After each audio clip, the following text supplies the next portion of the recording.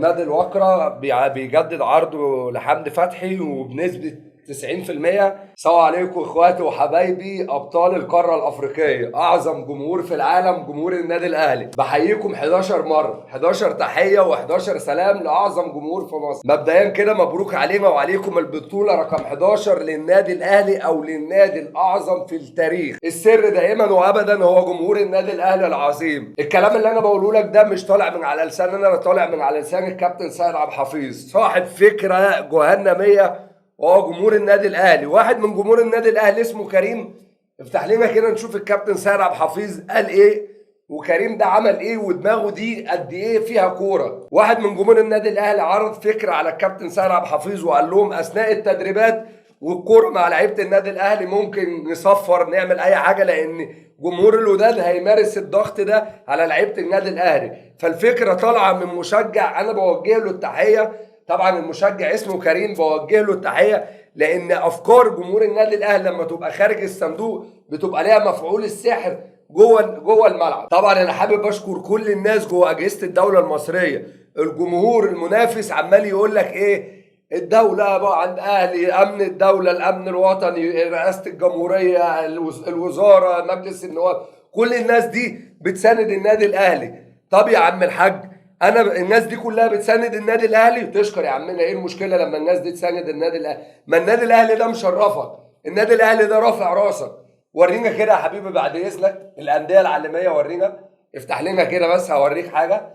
ده نادي الاتحاد السعودي يهني النادي الاهلي تهنئه للاهلي المصري الحصول على دوري ابطال افريقيا. نشوفكم قريبا في المملكه العربيه السعوديه. قلب كده بعد اذنك، هات لي والنبي بس كده مانشستر سيتي اهي جنبيها.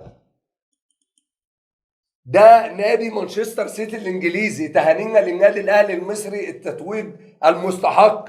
واخد بالك يا اللي انت مودي واحد المطار وقاعد الاله الاعلاميه طول اليوم شغاله عماله تقول ايه، الاهلي ما يستحقش، ده اطهر الطاهر، ده اطهر مش عارف ايه، كل اجهزه الدوله شغاله ضد النادي الاهلي. تهانينا للنادي الاهلي المصري التتويج المستحق بلقب دوري ابطال افريقيا.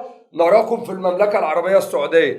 نادي بايرن ميونخ بيطلع بيان بيهني فيه النادي الاهلي. كل الانديه العالميه بتهني النادي الاهلي بالتتويج بدوري ابطال افريقيا. ويجي واحد بائس مش عارف يطلع من المركز الرابع يقول لك النادي الاهلي واخد بطوله افريقيا بسبب اطهر الطاهر، النادي الاهلي واخد بطوله افريقيا بسبب التحكيم الافريقي، بشهاده من السيد حفيظ دراجي اللي هو المعلق الكبير اللي طالع على في كل القنوات عمال يقول لك النادي الاهلي اعظم فريق في القاره الافريقيه. ولدرجه ان الراجل وصل انه يقول لك يا جماعه يا ريت نسمي دوري ابطال افريقيا دوري ابطال النادي الاهلي. طب يعني قد ايه انت متخيل واحد قاعد في البلد دي بائس مش عارف يطلع من مركز رابع عمال يقول لك ايه، المفروض بيراميدز كانت راحت مكان الاهلي دوري ابطال افريقيا.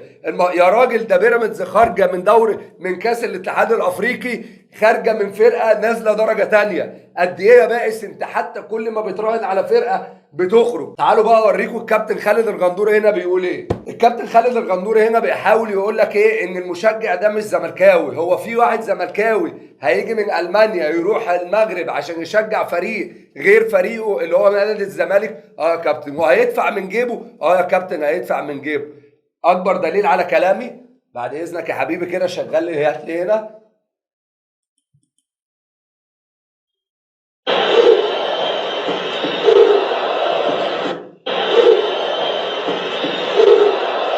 بس كده.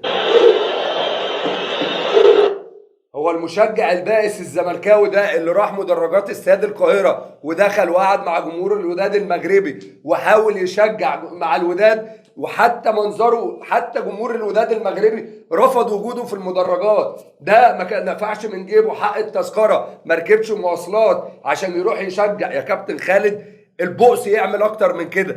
انت ذات نفسك قاعد على قناه الزمالك بتروح الاستوديو وتقعد ويتعمل لك كورس ويتعمل لك المشروب عشان ما تطلعش تتكلم على الزمالك، بتطلع تتكلم على النادي الاهلي. وفي الاخر يا كابتن خالد انا عايز اختم معاك بس بحاجه بسيطه كده، بانجازات النادي الاهلي في 9 شهور او 10 شهور مع مارسيل كولر.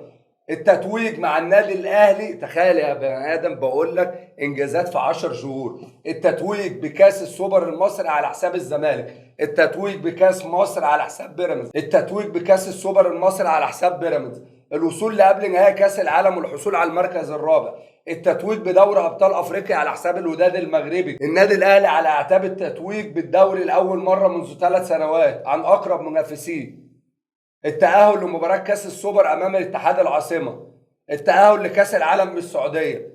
كل ده وانت متخيل ان انت مش هيبقى عندك كابتن من النادي الاهلي؟ لا انا عذرك، بس اللي مش هعذرك فيه ان انت تطلع تدلس الحقيقه. وطبعا عندي خبر لجمهور النادي الاهلي، انا اشك ان هو ممكن يكون ممكن يفرحك كاهلاوي.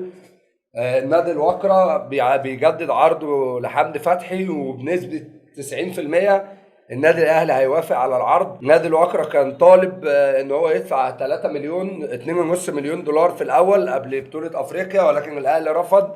ولكن بعد ما رفع النادي الوكرة العرض ل 3 مليون، اظن ان النادي الاهلي خلاص، يعني الاهلي عايز 4 جاله 3 مليون برغم حمدي فتحي كمان ان هو يمشي. فاظن ان خلاص صفقة بنسبة 90% خلاص ناقص لها رتوش خفيفه كده وتبقى الامور خلصت. وطبعا اللي انا عايز اوصله لك ان كده هيبقى عندنا مشكله في خط النص مع مطلب رحيل اليو ديانج. اليو ديانج كمان عايز يمشي، فكده النادي الاهلي هيبقى مطالب بمهاجم سوبر وخط نص ومدافع. واتمنى النادي الاهلي يفكر في بديل لعلي معلول، لان علي معلول كتر خيره. وحابب اقول لعلي معلول الرساله: يا عم علي يا معلول، يا اعظم لعيب دخل في تاريخ النادي الاهلي كمحترف بالنسبه لي، مع احترامي لفلافيو وجilberto وكل الناس اللي دخلت النادي الاهلي، ولكن يا علي معلول انا حابب اقول لك ان انت دموعك غاليه علينا. اللقطه اللي قدامك دي ما تطلعش غير من لعيب بيحب النادي الاهلي بجد. علي معلول مش عارف اقول لك ايه غير ان انت من اعظم اللعيبه فعلا اللي دخلت جوه النادي الاهلي. اهلاوي يا جدعان بجد. يا علي احنا عمرنا ما نزعل منك، ومهما تعمل انت ابن النادي الاهلي، مهما تعمل انت كتبت اسمك بحروف من ذهب داخل النادي الاهلي. انت ما فيش حد هيجي من وجهة نظر انا يحب كيان النادي الاهلي زي علي معلول. فانا بشكرك يا علي، وانت فعلا اضافة قوية تبقى موجود داخل النادي الاهلي كاداري كمان. يعني انا ما اتمناش ان علي معلول ما يكونش موجود في النادي الاهلي بعد اعتزاله. انا ان شاء الله باذن الله علي مكمل معانا موسمين 3 كمان، ولكن بعد اعتزال علي معلول اتمنى ان علي معلول يبقى ليه مكان مهم داخل النادي الاهلي.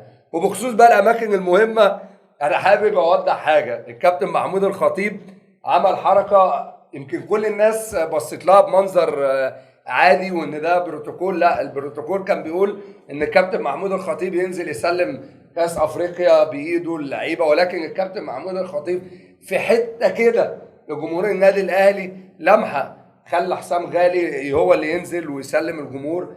فمن وجهه نظري ان ده تمهيدا ان حسام غالي في يوم من الايام ممكن يكون رئيس النادي الاهلي. وبس كده يا سيدي، اتمنى تكون الحلقه عجبتكم. ما تنسوش تصلوا على سيدنا محمد، تشترك في القناه، تفعل الجرس عشان يوصلك كل جديد. السلام عليكم.